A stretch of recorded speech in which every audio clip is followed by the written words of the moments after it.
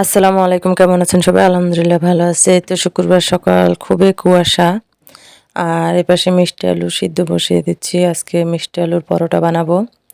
তার জন্য সিদ্ধ হয়ে গেল। আর এই তো মিষ্টি আলুগুলো কি সুন্দর হলুদ সাদা।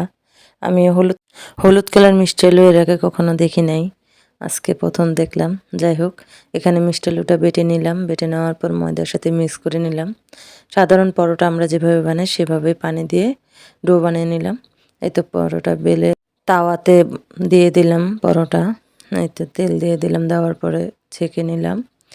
আর পরোটাগুলো এতটাই নরম হয়েছে, মানে খুব সফট। আপনারাও বাসায় ট্রাই করে দেখতে পারেন। আমার বড় মেয়ে তরকারি দিয়ে খাবে আর আমি চা দিয়ে খাবো। খাওয়া দাওয়া শেষ, বড় আম্মুর কাছে চলে গেলাম ঝাড়ু বানিয়ে নেওয়ার জন্য। আর খেরা ঝাড়ু বানিয়ে নেব। আমার নতুন বাড়িতে মিস্ত্রিরা বারবার খেরা ঝাড়ু চায়, তার জন্য কিছু খেরা ঝাড়ু বানিয়ে নিলাম। আর এই তো এখানে ঝাড়ু হয়ে গেছে, বড় আম্মু কেটে দিচ্ছে। আমরা বারুনও বলি, ঝাড়ুও বলি।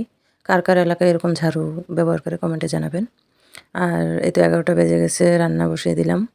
আজকে মুরগির মাংস রান্না করব। রান্নাও হয়ে গেছে। দুপুরে খেতে বসে গেলাম। টমেটো সালাদ করলাম আর আতপ চালের ভাত।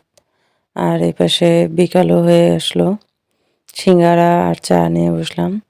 আজকে ভিডিওটা এই পর্যন্তই। আল্লাহ হাফেজ।